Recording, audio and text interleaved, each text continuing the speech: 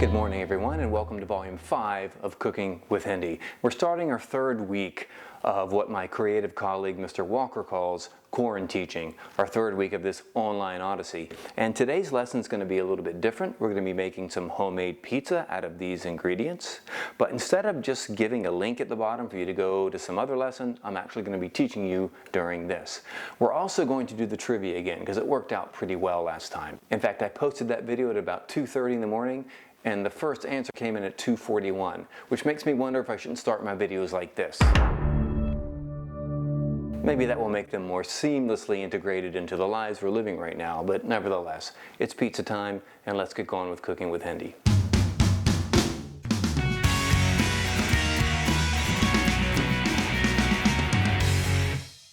Now what we're going to do this time is I'm going to walk through some of the things that you've already seen, and I know you're getting a lot of these random things. You're getting these small lessons.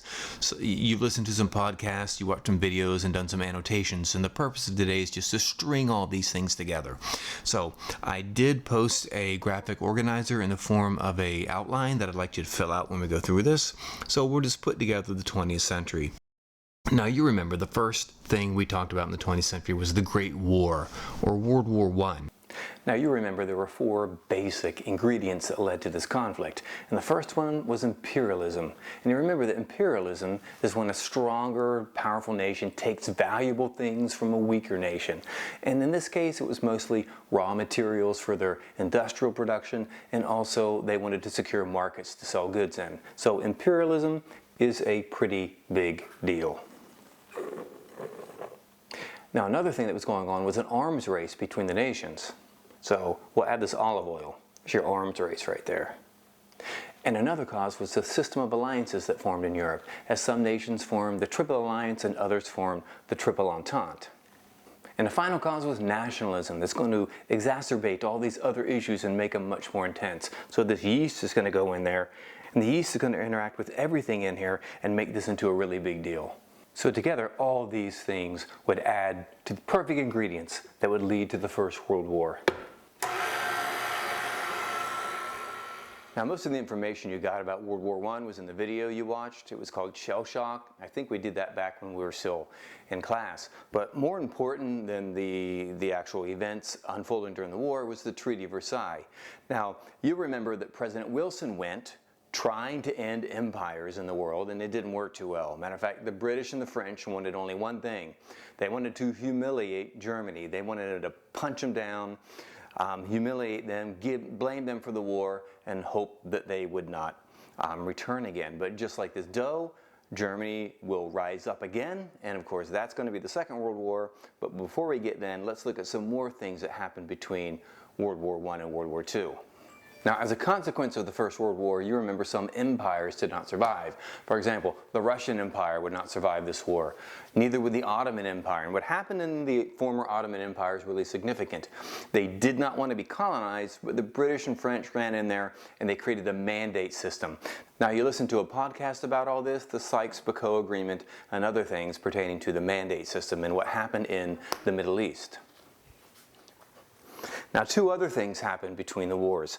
First of all, you have the Great Depression, and this is a huge global event, of course, and significant about this is that during the Great Depression, most all governments got more involved in the lives of their people.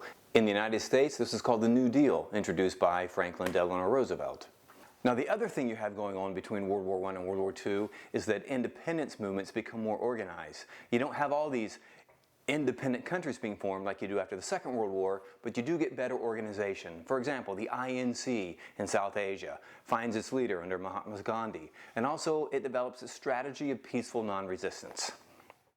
Now, once again, the information you got from the Second World War was from a video that we did in class. If you remember, it was called Civilians at War, and it emphasized the civilian casualties in the Second World War, which were enormous. You remember, all sides targeted civilians on the other side. Okay, my family's getting really hungry now, so I'm going to have to step my game up a little bit.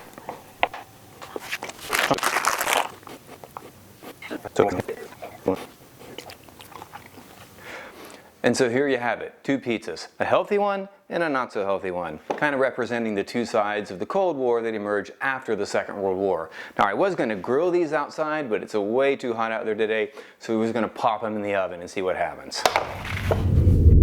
Now while those pizzas are cooking, let's just review a few of the last things. Now, as I just said, those pizzas represented the Cold War, and one of the most significant things after the Second World War is that there were two superpowers left standing, the United States of America and the USSR. And really, both of these powers were trying to remake the world in their own image, creating spheres of influence and trying to pull in client countries, and this was a real struggle between the US and the Soviet Union to influence the world. The other really big thing that happened after World War II, and it was somewhat related to the Cold War, was decolonization. Most of the imperial nations after the war could no longer hold on to their colonies, and you have the most rapid decolonization in history. Over 80 nations are created, and they're really two different models. So remember, this is review from your podcast. Two basic models or methods for decolonization or independence, and one is the Algerian model. This was a bloody uprising against the French. Remember, Algeria was a settler colony. There are many French people living there. So this was a bloody uprising, much like the Vietnam War, South Asian independence, and that one is deeply embroiled with the Cold War as well.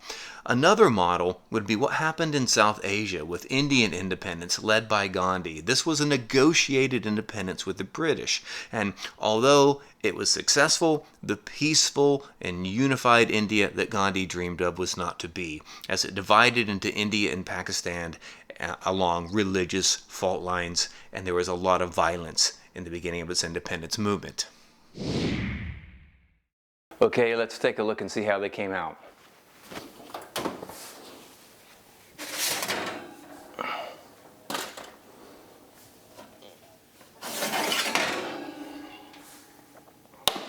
Not a bad couple of pizzas. So we're going to go ahead and eat these now, and we'll be right back. Okay, everybody, I hope that worked for you. Hope you're able to find the timeline and fill it out as you went along. We're going to do that one more time. We're almost done with the content for this course, and we'll just do the last part of the 20th century to finish us off, and then we're going to start reviewing. So anyway, the trivia question this time. At one point in the video, our class mascot shows up. You're going to have to look carefully. His name is Ken, and the moment you see him, send me an email that has the time signature in it, so the time down there when you first see him. Now this is very important. Last time we did a trivia, over half the people didn't follow directions and send it to the right place, so make sure you send it to my first initial last name at forsythk12.org, because I got things coming in through Remind, we got things coming in through It's Learning messages, and some people emailed my Gmail, so just make sure you send it to my first initial, my last name at forsythk12.org. All right, we'll have probably at least one more video this week. You will write an SAQ, and you guys hope you're being safe, have a great time, and we'll see you again later in the week.